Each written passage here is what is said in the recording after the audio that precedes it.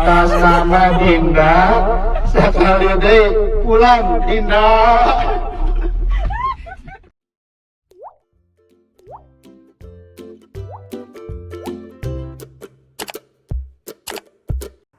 Viral video seorang gadis lagi asik nongkrong dipanggil sang kakak untuk pulang pakai speaker. Video itu diunggah oleh akun TikTok @k6ldhnt. Terlihat pada video, sang kakak memanggil adiknya yang asik nongkrong di sebuah kafe.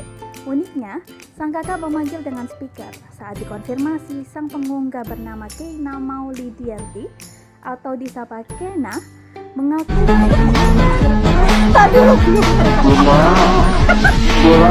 yakni Keisha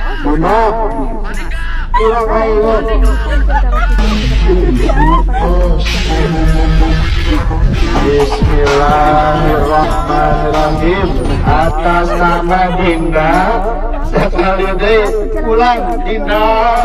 tongkrongan adik dari pacar kakak Keina di Sukabumi, Jawa Barat. Pas di jalan, Dimas lihat mobil adiknya Dinda lagi nongkrong di kafe, lalu punya ide untuk memanggil pakai speaker itu. Cerita Keina kepada Tribun News, Rabu 14 April 2021. Dikatakannya, adik dari pacar sang kakak itu sempat mengira bahwa ada razia Satpol PP. Awalnya bingung karena dia kira itu Satpol PP yang lewat, tapi pas dilihat seperti